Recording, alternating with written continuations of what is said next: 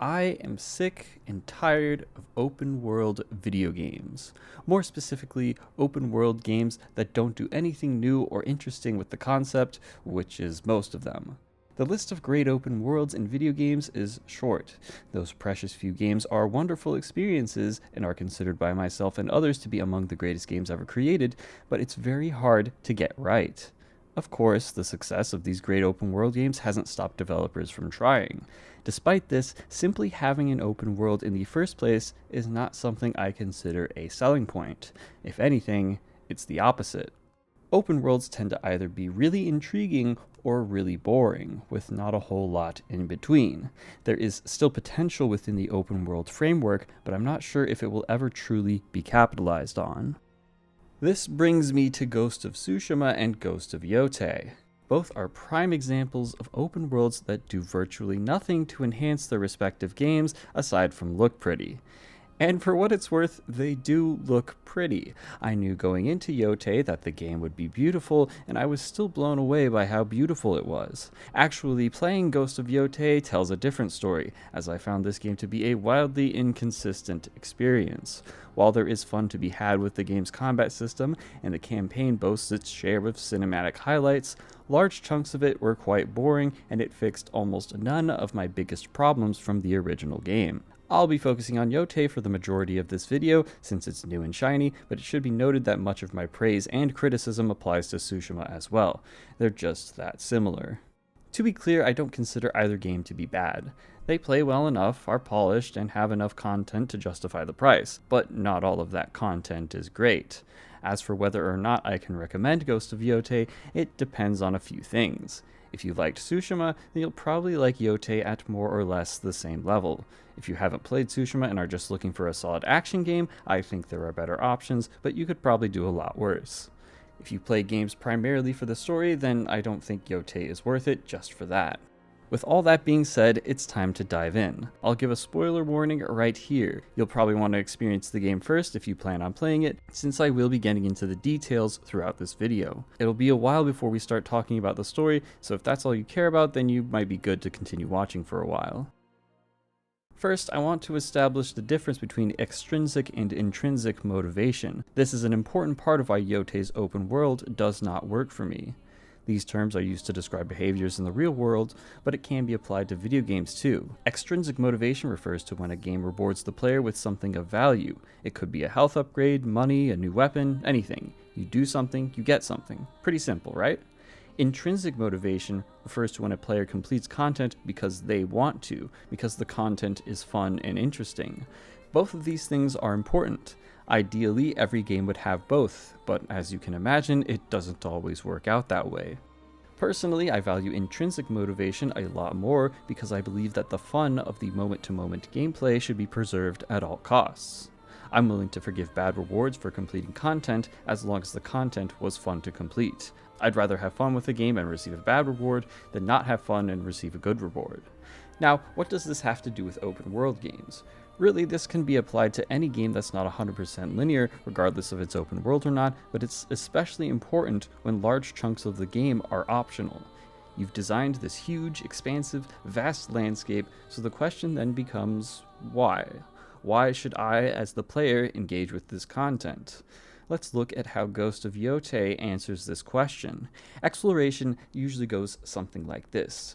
You sit at a campfire, an NPC approaches and says, "Hey, there's a health upgrade around here." They give you a map, the map tells you where the health upgrade is, then you ride on your horse to that location and pick up your health upgrade. This system actually reminds me a lot of the treasure charts from Wind Waker. However, that game had a much better take on the idea. First of all, the game doesn't tell you the reward that a treasure chart will yield. It could be rupees, piece of heart, or something else entirely. You won't know until you haul it up. But more importantly, treasure charts are the rewards for doing things. There are a few available for purchase, but the majority of them are rewards for completing content or finding secrets. Most of Yotei's maps are either given to you for free or bought for cheap from this NPC. There's no challenge, there's no content. You just go to where the game tells you to and get your treat. This is, in essence, my fundamental problem with Yotei's exploration. While it is worth it extrinsically to engage with the open world in most cases, the intrinsic value of it is close to zero. It always struck me as odd that things as important as health upgrades and skill points are practically given to you. Like, it's fine if the game has a few freebies, so to speak, but too many of this game's upgrades don't have any meaningful content attached to them. It makes the progression feel unsatisfying. Progression systems in games only work if that progress feels earned. In RPGs, you defeat enemies, engage with whatever combat system the game has, and you get experience, then you level up. There's a reason why this system is so widely used. It works. Positive reinforcement for engaging with the game's core systems. Another common one: explore the level thoroughly, and you're rewarded with a secret chest containing upgrade materials. You don't get something for nothing.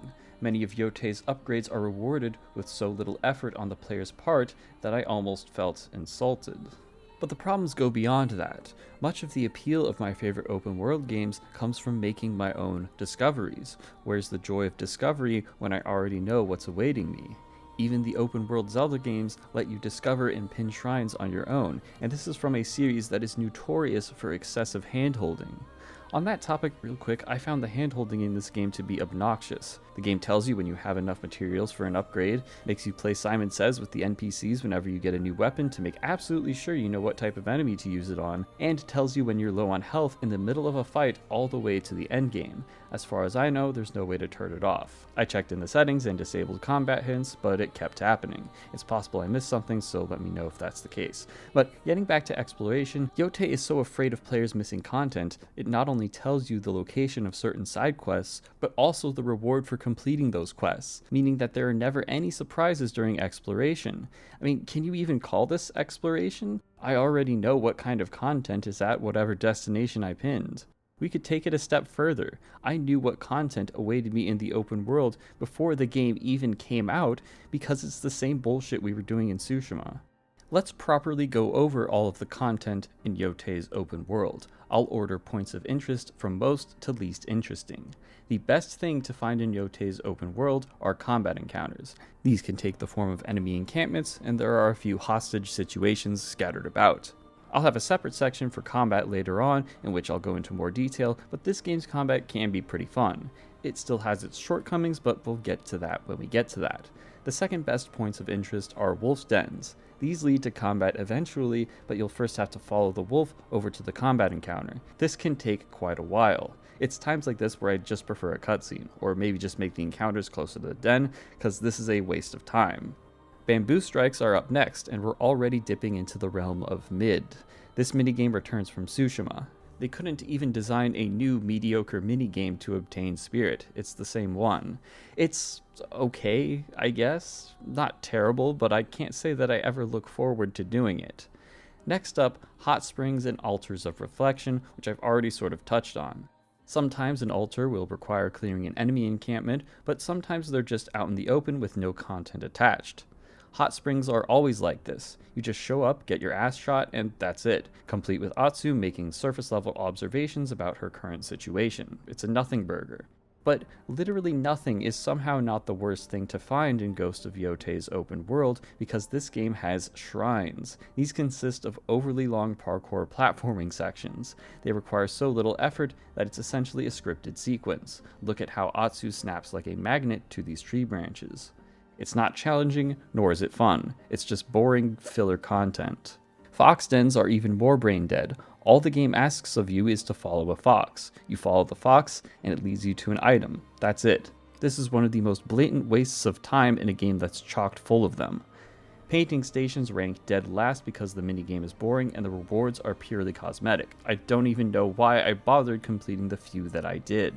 This minigame pops up in the main story too from time to time, but it's never fun. Drawing lines on the touchpad just isn't something that appeals to me. I just did this for all of them because I really could not be bothered. Exploring the open world often feels like a chore, like a glorified loading screen, a very pretty loading screen, and I do like how the HUD is invisible by default with the wind showing players where to go instead of a generic quest marker. That's still a really cool stylistic choice, but I'm never engaging with the open world because I actually want to. I'm just doing it to get the upgrades. It's like a horror movie that relies on jump scares. Yeah, I got scared, but it's just a physiological response to a sudden, loud sound effect, and not because the film put effort into building tension. The game dangles things like health upgrades, skill points, and new charms like a carrot on a stick. It's not fun to do, but I want to get stronger, so I might as well do it. It feels coercive. The game's open world does not succeed on its own merits. There is actually one more thing you can discover in the open world that I deliberately left out of my list because I felt like it needed its own section. Side quests. For the most part, they're just as bland as they were in Tsushima. It typically goes something like this. You encounter an NPC who needs help, you help them, there's usually some combat involved, and that's about it.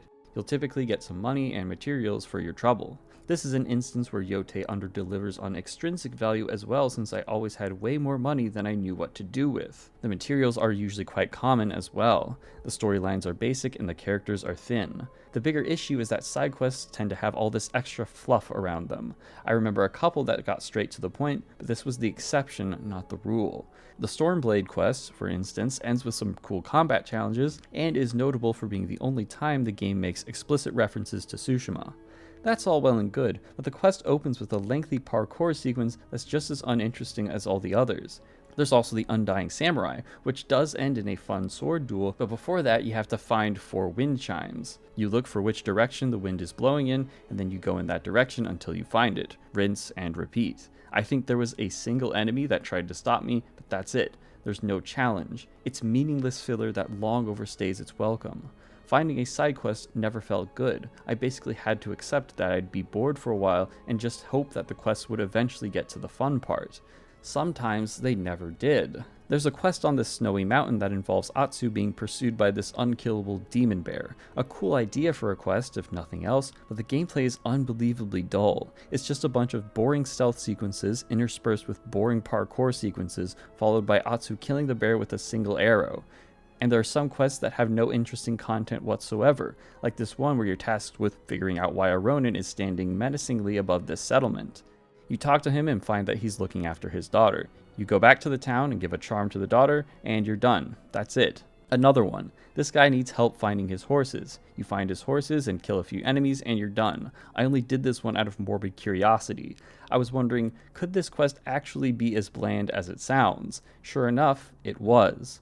And yeah, I am grouping mythic quests with regular side quests since they didn't feel all that different from each other. In Tsushima's mythic quests, you could always be sure that you'd at least get a duel at the end, which were visually interesting at the very least. Not the case in Yotei. The Crimson Kimono quest ends very anticlimactically as the armor is handed to you without any sort of challenge or fanfare. There were some enemies earlier on, but this is still very underwhelming. I know that I can't expect every side quest to be amazing, which is why there should have been fewer.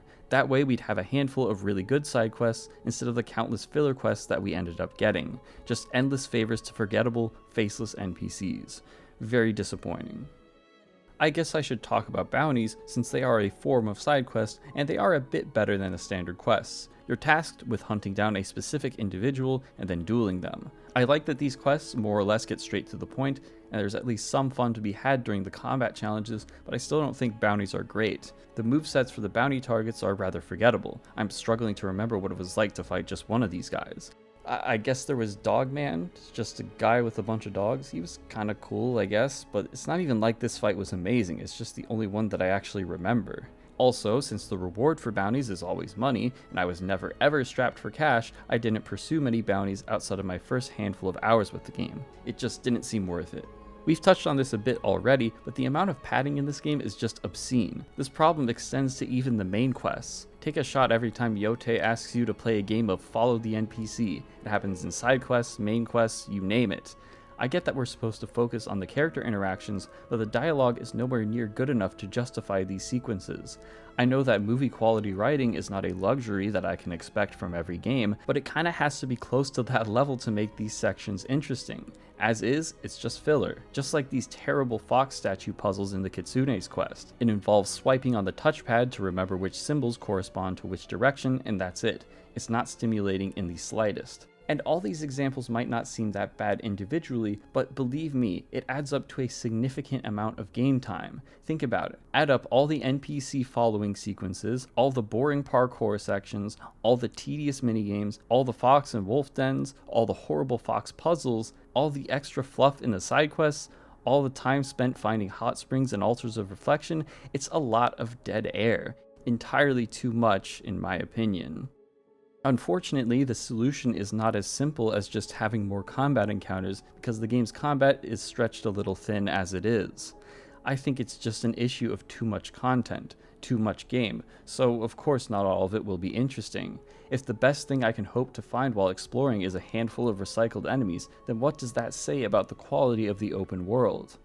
Yes, the combat can be fun, but it shouldn't be the highlight of exploration. This is just what we're doing in the main quests. If combat is the only worthwhile thing to do, then why not just make a linear action game?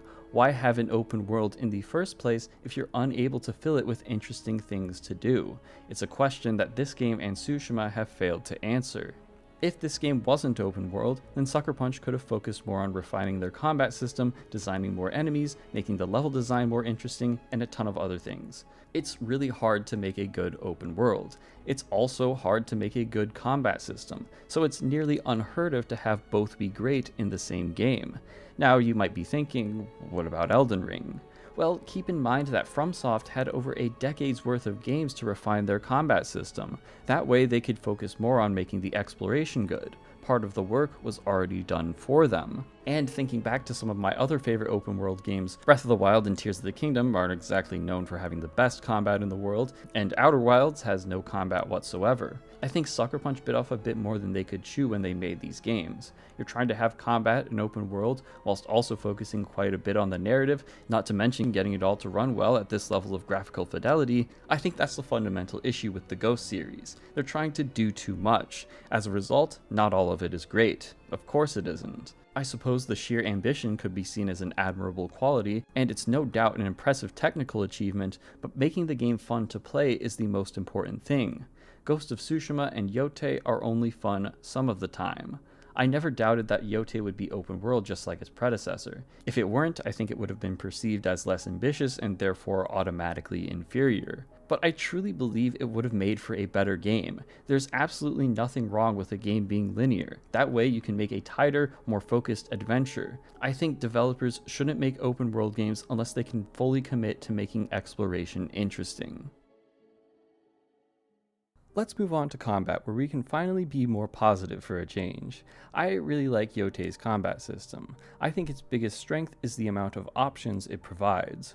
Normal melee attacks, focus and spirit skills, the bow and arrow, throwable kunais and metsubushi, 2 different kinds of firearms, and I could still keep going. This is all not to mention stealth, which has its own mechanics and allows players to take a completely different approach to combat. The constant recycling of enemies is still a problem, and so is combat being the only worthwhile thing to find during exploration, but the sheer amount of different ways to fight enemies make these issues not nearly as severe as they could have been. Fights in this game can be a lot of fun, whether you're tackling them stealthily or not. Atsu will eventually have 5 main weapons at her disposal, each with their own skills, but the game does not want you to stick to one weapon. There's a rock paper scissors weapon matchup system at play here.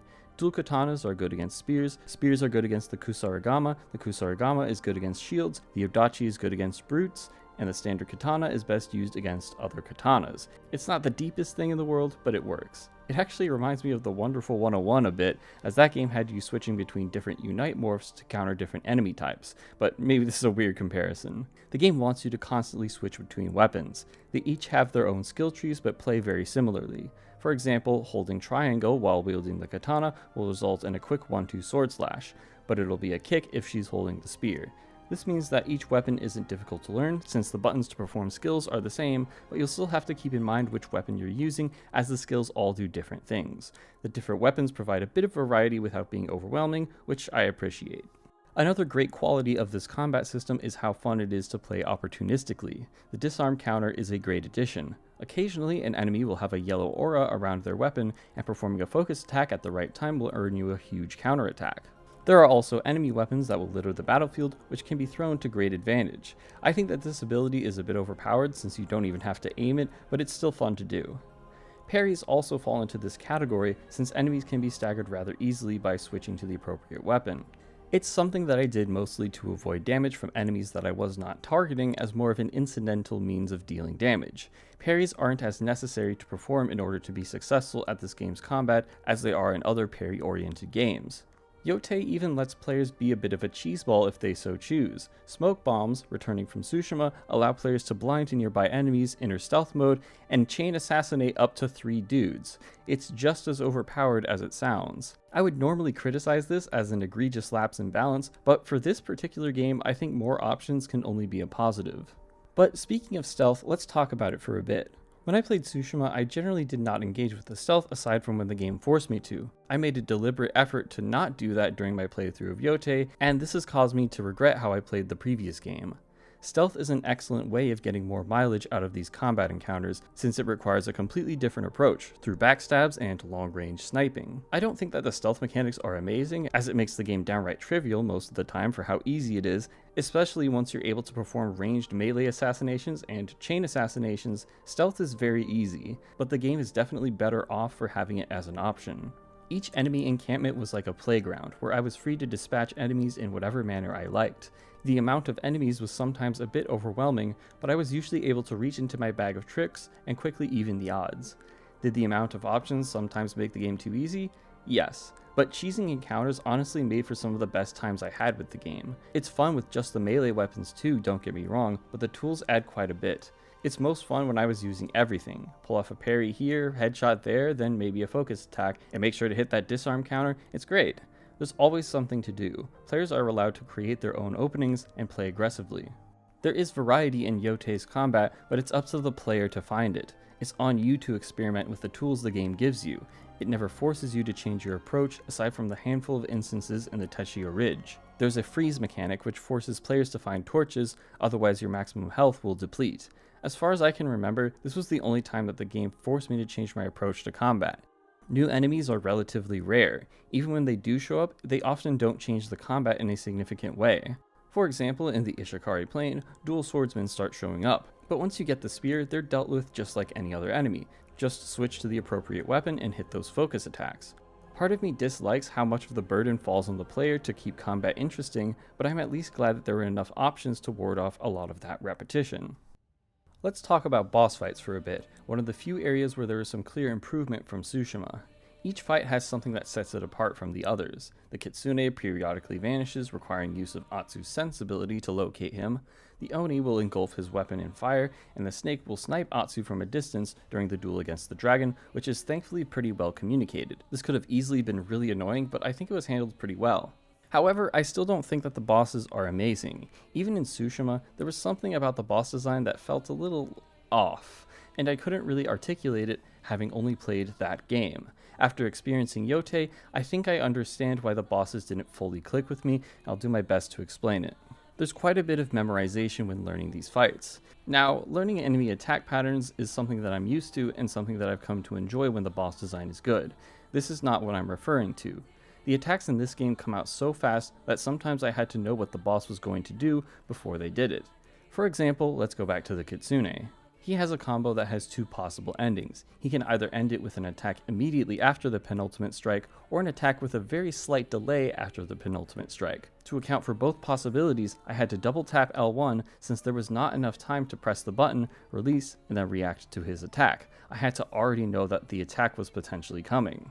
Another issue with this fight is how he can attack you at range when he vanishes without the red telegraph. I died to this attack multiple times and it felt pretty unfair. The disarm counter opportunities also have this issue. I like this mechanic in fights against normal enemies, but it was not utilized well in bosses. The window is so tight that it was impossible for me to pull it off unless I knew that the boss was going to do it. Disarm counters require players to hold the button for a bit. It's simply not enough time to react to the on-screen prompt, hold the button, and release it before the attack lands. I had to already be holding triangle before the telegraph, and even then the timing was very strict. Either the counter window should be extended, or the disarm counter should be performed by pressing a button rather than holding. It sucks because this mechanic has the potential to make boss fights much better. Specialized counters like this are among my favorite boss design tropes. Sekiro's Mikiri counter is a great example of this mechanic done correctly, as is the first Berserker Kazan's Ghost Arm counters. Keep in mind that I played this game on hard mode, so just about every attack dealt a lot of damage. I died in about 2 to 3 hits, meaning a boss could kill me with a single combo. They also track you to an insane degree, to a point where dodging away from the boss to give yourself more breathing room is not an option in most cases. All of these elements made learning the boss movesets not all that enjoyable. Now, part of this is my fault for not just lowering the difficulty. If the game puts a challenge in front of me, I'd always prefer to conquer it rather than admit that it's too hard for me. That's just the kind of player I am. But at the same time, I do think that the developers have a responsibility to balance their games. In fights against regular enemies, I did not have any issues with the balance. In some cases, the difficulty leaned closer to the other direction, being too easy. Their inability to strike a good balance of difficulty throughout the entirety of the game is still a problem.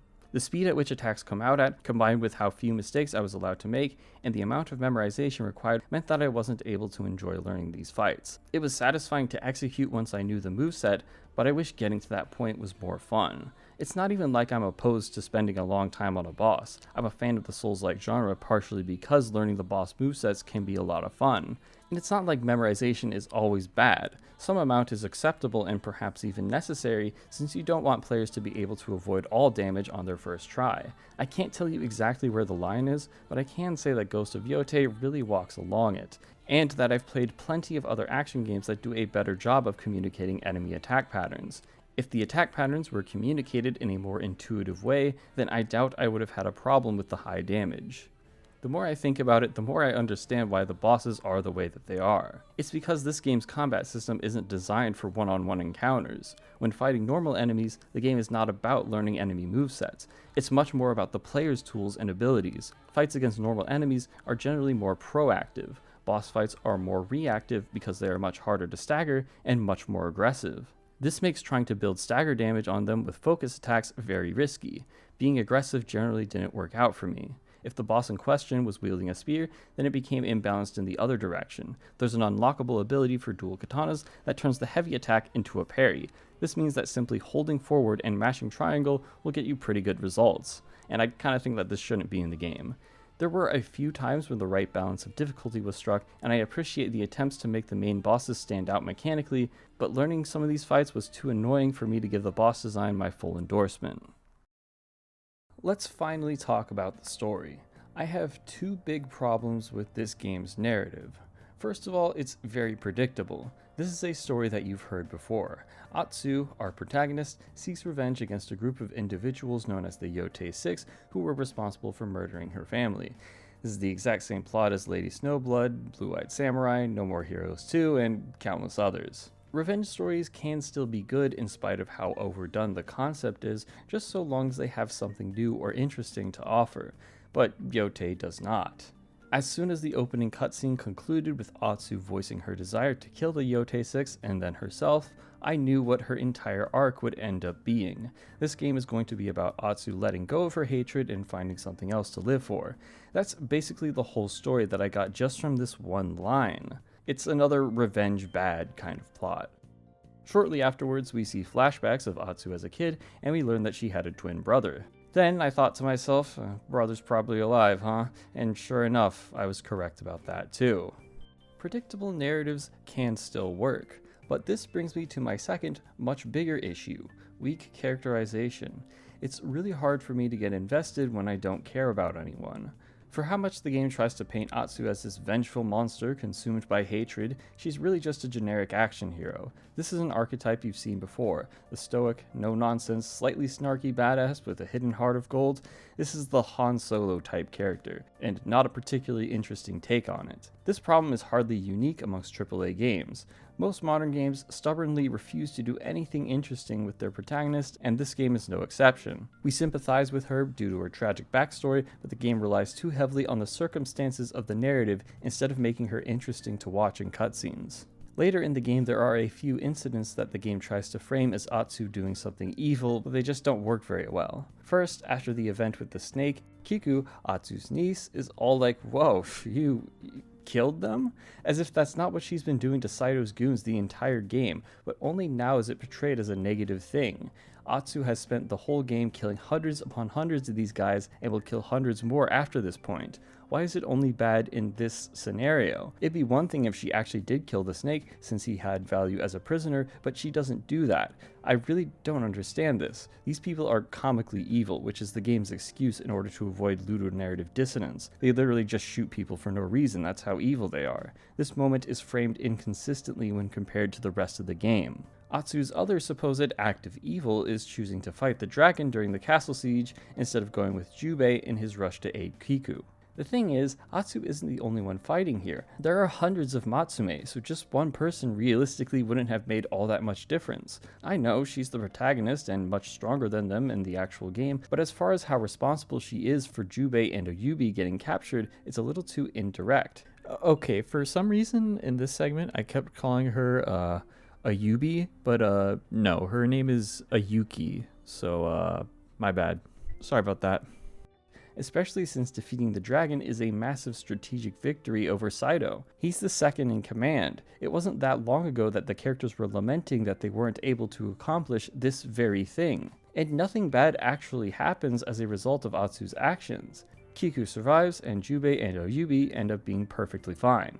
Yeah, I know Jubei dies later on, but it's not as a result of Atsu's actions. It could be argued that she made the right decision here. She was able to neutralize two of Saito's most important allies and secure transportation to his fortress. As a result, I don't quite buy this moment as Atsu's turning point.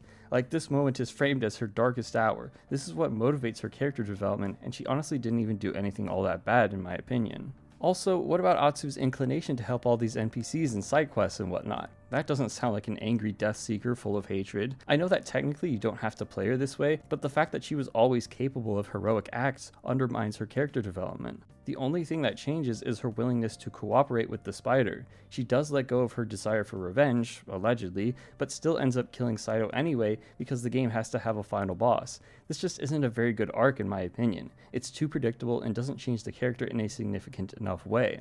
This is a consequence of trying to play things too safe.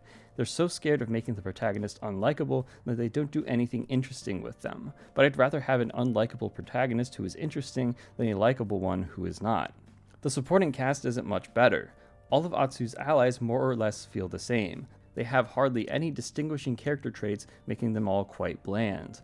Most of the drama Atsu has with them is because of decisions they made before the events of the story. Take Ayubi for example. During the Kitsune's quest, it's revealed that she actually was the Kitsune, at least on the night that Atsu's parents were murdered, but the position has since been usurped by someone else. This is actually an interesting idea, and one of the few things that I genuinely did not see coming.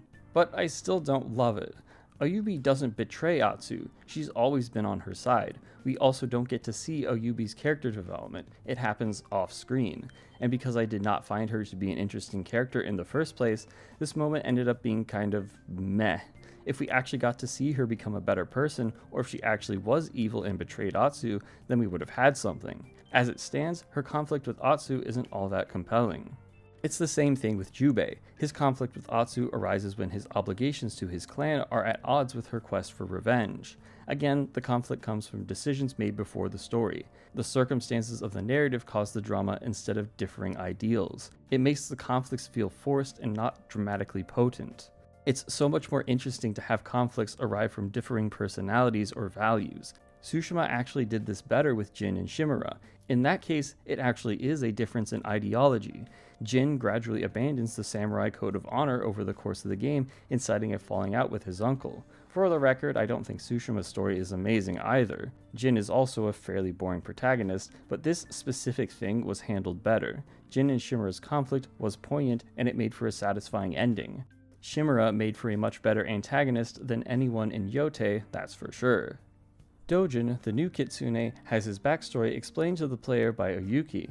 According to her, he wasn't always evil, but because we don't see any of this played out on screen, it was hard for me to care about his character. His on-screen appearances do very little to flesh him out. He was just a generic bad guy to me.